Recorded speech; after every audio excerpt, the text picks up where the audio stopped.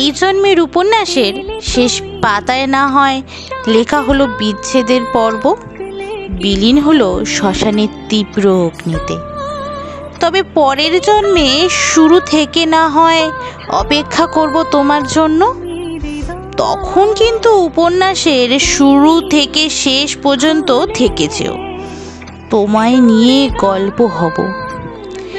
এই জন্ম তো সব বৃথায় গেল চলে, পরের জন্মে শুধু আমার হয়েই এসো।